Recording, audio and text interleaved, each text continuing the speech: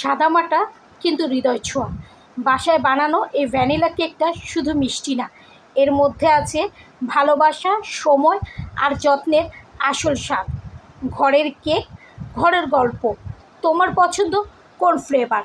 তবে ভ্যানিলা ফ্লেভারের একটা মজা হচ্ছে যে এই কেকের উপরে তুমি যে কোনো ধরনের ডিজাইন করতে পারো, যে কোনো কালারের ডিজাইন করতে পারো। সাদার মধ্যে সাদা ডিজাইনটাও যেমন ফুটে উঠবে, তেমনি বিভিন্ন ধরনের কালারটাই কিন্তু তোমার এই কেকের ওপর ফুটে উঠবে।